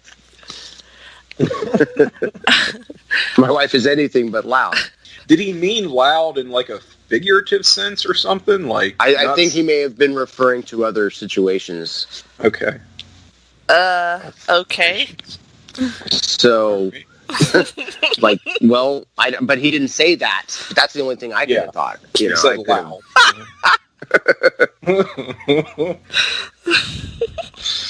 I mean, she just... Because if I have people, in a roommate situation, after hours, you don't talk at full voice. You just kind of talk and quieter, and you're having a conversation. You're being sensitive to the people around you. That's all. I don't think that's what I'm referring to. Sure it is. So, yep. Mm-hmm. So when I went to college, I only went for 2 years, and so me and my husband, we lived together in a one-bedroom apartment off campus, and we had jobs, and we met this person that we worked with, and she and I became friends. She was very intelligent, but she didn't relate to people very well, and I'm sort of an outgoing person, so I just she was my sort of project person. Like, she was funny and well-read and interesting, but she had a terrible relationship. I can't remember if she was married or engaged to this guy. Anyway, something happened between them, and she needed to move out, and there was nothing. Like, it was, nobody, it wasn't at the end of the school year or anything, so there was, like, literally no place for her to go. We felt really bad for her, but we did have a one-bedroom, one-bathroom apartment. It was tiny, but we're like, okay, we have a futon, and, you can come stay with us for a couple weeks until you can figure out what you're going to do. And so she came, and it was okay at first. We all worked and went to school, so there was not a whole lot of dissection there. And then she started dating somebody that we all worked with, so she would go over there a lot. But as time went by, it was like obvious, like she wasn't moving in with this guy. She wasn't looking for a place, and like her shit is everywhere. And it's tight in there already. And you couldn't move without her stuff being there or her being there. So it started wearing on us after a while. I'm trying to remember the exact amount of time she was there. Probably 3 months, maybe. And I remember the breaking point was, like, me, I was not very into physical activity, as far as, like, I wasn't going to go to the gym. I wasn't going to go anywhere that wasn't, like, I had to do that shit. So, anyway, this bitch would do yoga in the floor of the tiny-ass living room while I was sitting there trying to watch Dawson's Creek or some shit. And Sure you were. like, and she was in better shape than me, so that was like, ugh. And then That made it worse. it did make it worse. And then I'm like sit there on my ass eating fucking Funyuns, watching Dawson's Creek while she does yoga in the floor. And I was like, I'm done with this. Like, you know, I can't with this anymore. And I think that I dropped enough hints. I don't remember having it out with her. I just remember, like, eventually I was just like, you're going to have to go somewhere else. And she was understanding of that, and she moved in with him, and they ended up together, like they had a kid, I want to say. So that was my one and only roommate experience. Not a great one. Are futons still a thing? I still have that futon. Yes. Okay. I have a futon, yep. That's all I slept on, for years, was this cheap. It wasn't even IKEA. I don't know the brand, but it's one of those, sure, I'll take that. Yeah. Yard sale ones. You're throwing that out? I'll take that. Yeah. And then, Yes. you get your own futon cover and clean it, and it's so yucky. I mean, to think that I lived like that. Now I have a nice bed and everything. I know. But The things we take for granted, we took it for very much. But it didn't take up a lot of space. It was like a twin size. Right. I don't have, like, the heart to get rid of it because, like, it is useful. Like, if I can, if I need that space, it's there. Like, but it doesn't use that much. It's just kind of existing right now. But I just don't have it in me. I guess it's the hoarder in me. Like, I don't want to get rid of it. And my mom makes me quilts, so I had all these nice quilts stacked up on it as bedspreads, and Jacob's dog Rocky would sleep on my futon when I wasn't there, and so I'd get all this dog smell, which is fine. I love dogs on my beautiful quilts. At least it wasn't. You love the dog more than the quilt. Yeah. Well, I have one quilt that is. I have a very sentimental thing. It was a nice thing she did for me, and it's got this old pre-Civil War fabrics.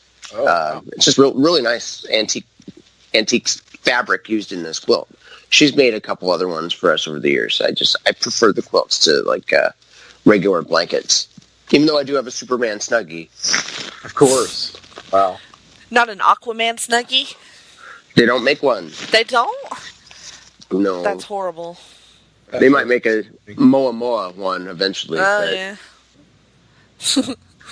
This comes all padded and stuff. Todd, I think we would have made you tell a porn story, but you kind of did. You did. I did. Well, you didn't go into many details, though, so... I mean, did you have more of a use for it? Did you appreciate this tithe that he left you? I'm sure on my journey of exploration, something like that may or may not have become a useful tool. I see. For me or for someone else. All right. Fair enough. It did not. I did not add that to my permanent collection. I don't know what happened to it. It didn't stay on the shelf next to WrestleMania 3 or Pro Ball cheerleaders. Yeah. So.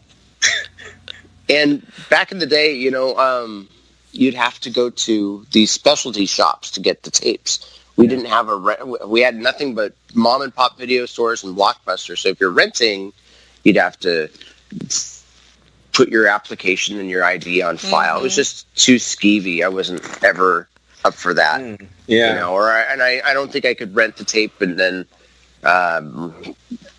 potentially cute girl or somebody is seeing it. It's straight out of Clerks, right? Yeah. Oh, yeah, pretty much. That's one of the reasons I think I have more respect for people, I would say at least 10 years older than me, if not more, because of just the difficulty of obtaining those materials back then. I mean, that took some brass to have to go into, like you said, either a specialty place or even ask the clerk at Video World to unlock the door. I mean, come on, just the debasement you would have to go through here. I mean, which I'm sure a lot of people had no shame, which is great, but still, that's a very awkward type of transaction to have to make. Yeah, and then a generation before us only had the adult theaters, if you will. I know. Yeah. Can you imagine? No, those are cesspools of scum and villainy. Good grief. I don't think they even exist anymore. There was one that used to be I believe it was called the Pussycat Theater, and you drive by it, and then you know they have the movie title, and then eventually it became I think it was the Esquire or something like that. They gave it a very high class name. And you look and it still have the same kind of raunchy movie titles on the marquee. And now painted the walls after they had been painted many times already. Exactly.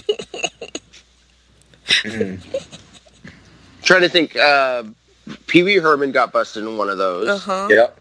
And I think Fred Willard did as well. That's the one I was trying to think of. Just now. Yeah. Fred Willard was the other guy I could. Oh my God. I feel so terrible for him too, because you feel like he almost just doesn't know that it's so much easier. Like you don't have to do that type of stuff now. Like maybe there's just no reason for anybody to get busted for that sort of thing. Well, isn't that part of the appeal though? Isn't that part of the? There are some people that want, It's like the serial shoplifters. Part of it is the thrill of that. The possibility of getting caught. Or public, people who enjoy the company of another person out in public somewhere. That's part of it, I'm sure. Maybe so. Or if they have to put their costumes on, their superhero costumes. Nice. That's part of it. Yep. Sure is. Sweet reference. Timely. No doubt. Okay, well, Jenny, do you have anything else that you want Todd to reveal about himself? I don't think so. I enjoyed that quite a bit. I did too. That nice. was everything I wanted. So, Todd, you have survived the hot seat here at Talkin' Pop. We may have to revisit this. Yeah, we may have to revisit this again. We're certainly not opposed to having repeat guests, but you being the manager, we thought it was maybe important to talk about showing people how the sausage is made. So you're the sausage maker, sir. Well, thank you. Klondike Bill thanks you as well. Thank you for that. I salute you. I think just based on my advanced age, I've seen a lot, and I'd be happy to expand on any old technologies or the way things used to be. We can document what it was like to to actually have to call someone. Things like that. Yes, you are not only alive in the 80s, but participating in society actively, unlike Jenny and myself, who may have been alive, but I don't know what kind of contribution we may have been making for that decade. So thank you for that. You may be our official correspondent on what things were like when. I can imagine you guys will be in a conversation with, I don't know, the next guest, and somebody will ask, I wonder what that was like, and just add me to the call. That'll be a regular segment. Call you up.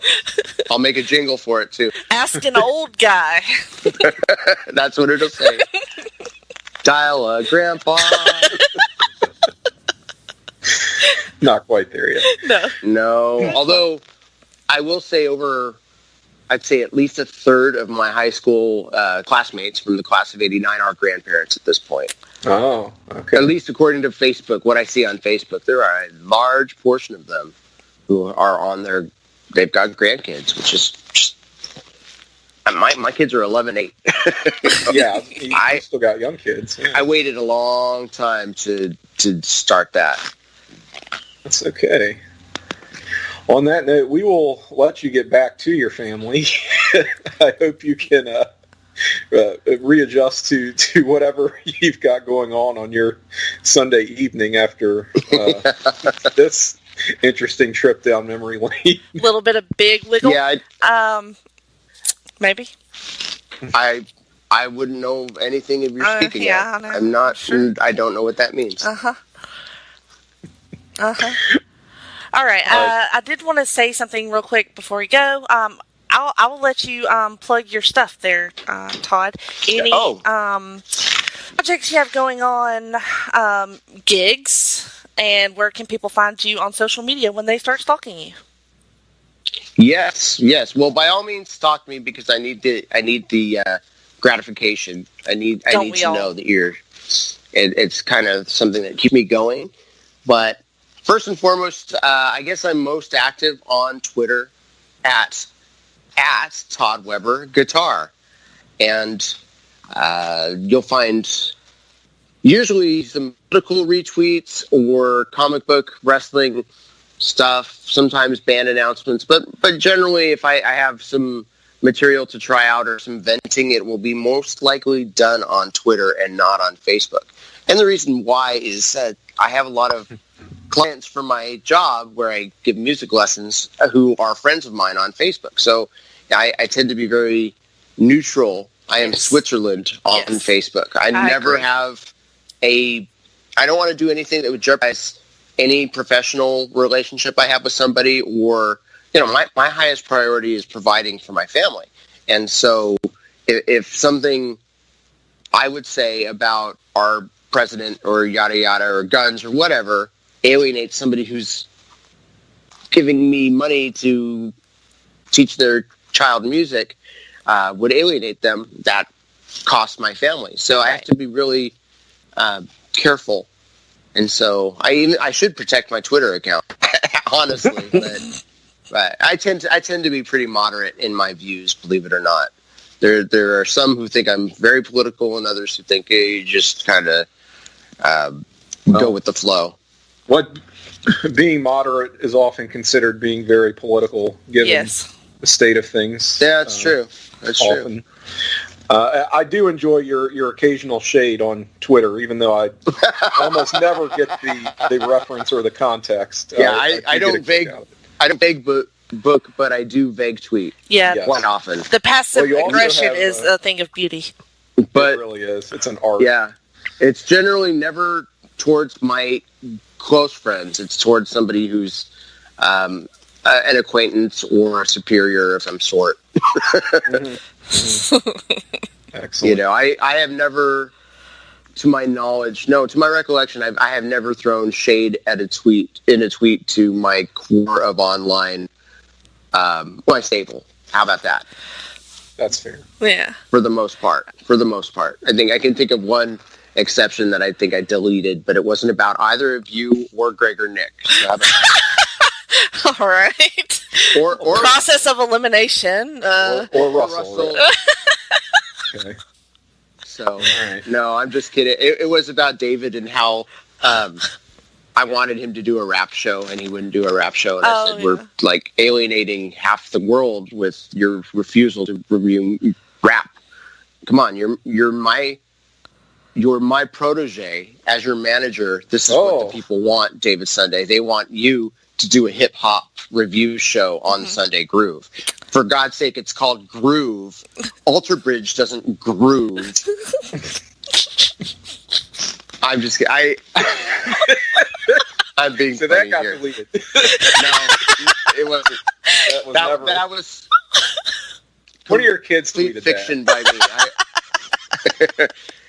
You will find my son tweets on my account sometimes. Yeah. Nice. God, I would But his never do that Non-sequiturs shit. sometimes I'm like, oh, it must be one of Todd's kids that tweeted this. Yes.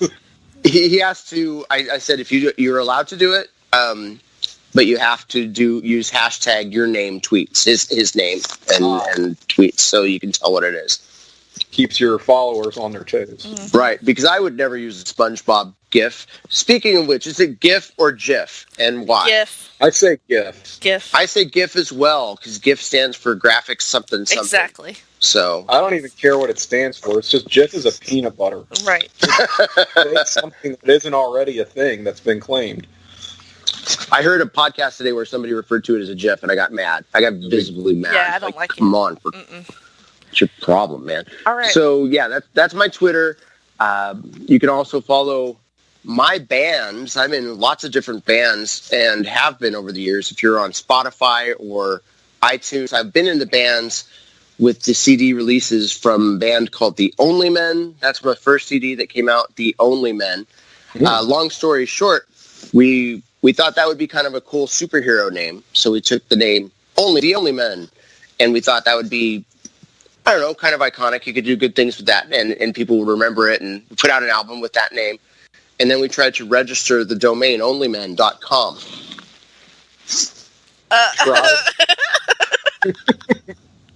And it was already taken, unfortunately. Yeah. Can't imagine. Onlymen.com had already been taken. So we tried the Only Men, and then we realized, maybe this isn't what we're going for. So we rebranded. But the Otter liked us fine. But he was the one who actually came with the name, and was like, well, it's fine. And then we became Blame the Bishop, and that was because the singer's last name was Bishop, and it just had a good ring to it, and we put out a couple records under that. I eventually quit that band to join a group called the Sea Legs, who never recorded anything, but we gigged more than any other band in Sacramento for about 3 years. Okay. Our recordings were all kind of trashed. So they're on YouTube, so you can see some of our stuff on YouTube if you search the Sea Legs. Sea Legs modified into a band called the Stummies, and that's my main project right now, are the Stummies. And we have our record, which is self-titled, and got some songs you like. My friend Jennifer likes at least one song on that CD, so that's cool. What For? That's my jam. Mm-hmm. Yeah, I think that's my favorite too. It's my favorite to play. It's been a lot of fun to play with these guys, and it's a different change of pace. I was in Blame the Bishop for 13 years, so it was time / the Only Men / whatever we called it before then. So it was nice because I was the youngest person in that band for years, which is saying something because I'm not young, right? So I think I wanted to do something where I was not, the Gen X representation in this baby boomer band, which is essentially it was. Which sounds terrible, but the music's good, and especially when you think like Garage Warriors, it wasn't like that. We were clubbing players. I think I just wanted a different change of pace, and now I'm the oldest person technically in the Stummies. Although one of the guys, the new bass player, the bass player I'm in that band with, went to high school with me, so that's kind of a cool throwback. Like the circle of life. Mm-hmm. It all comes back to that. And then Sea Legs got back together as a Tom Petty tribute project. So if you ever see the Sea Legs or the Petty Party, which is the name of my band, it's really the Sea Legs who rebranded into this. Okay, very good. As a profit opportunity, because we're going to be playing bigger shows and actually making money at our gigs, as opposed to where you play your original music and you're lucky to make $40 to split between the band. But awesome. We don't do this for money. You can't be in a band playing original music and think you're getting paid. It's going to be really frustrating, really intense, and just you put so many of your personal feelings into it. It drives you nuts.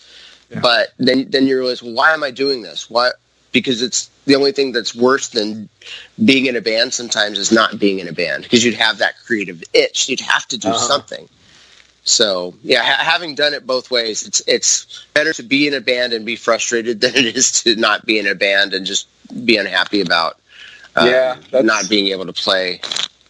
That's when you know a thing is in your blood, when you can't not do it and money is no object. I feel you. And it keeps me meeting new people and having friends. Most of the in-person friendships I have are through my bands, and I still play at my church every week, and I'm close friends with some of the people in my church band too. But that's another thing we didn't talk a lot about, but I go to church, and I have done church music for a long time. That's how I met my wife, actually, was through doing church music somewhere. Oh, okay.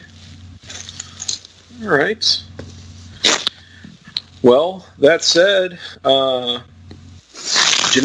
Jenny, anything else we need to plug here? Since let's get our village bicycle shit out of the way, I guess. Geek Sassy has a new episode, number 22, in which we had an interview with a professional clown who works in our area, a great guy named Robert Lawrence. It's a fun interview and something kind of different. I was on Hard Traveling Fanboys recently, where we talked about Marvel's Ant-Man. And then before that, I was on an episode of Seller's Points, where we did our top 5 comic book couples. And that was fun, too. So check all those out. And I also wanted to say thank you to Jason Greenhouse for making the logo for Talking Pop for us, because our first show did not have a logo, and I felt like we needed one. And he made one for us, and I like it. So thanks. Yes, well, we did have a very humorous placeholder logo. Yes, we did. Thanks to Greenie for taking care of that for us. He definitely stepped up and knocked that out. So my thanks to him as well. Is it Talking Pop or Talkin' Pop? It's Talkin' with an apostrophe in. Okay. Yeah. We're both bothered by dangling. Yeah. We're bothered by dangling apostrophes, so we had to, we had to get that right. So, yes. So riding bitch on the village bicycle. Hell yeah. Talk about David Sunday. He's not riding bitch on the village bicycle. However, I did just sit down to record an episode of Sunday Groove with him just a day before this podcast that you're listening to now. So I imagine that episode of Sunday Groove will drop probably within a few days of this. Look for it on the Place to Be Nation pop feed. What's the topic there, Tim? We are primarily going to be talking the band Jimmy Eat World, who is my all-time favorite band. So we'll have a deep dive into kind of my fandom, and David enjoys them as well. So I had a lot of fun with that. It was very different for me, change of pace, but really, really good. I'm looking forward to that a lot.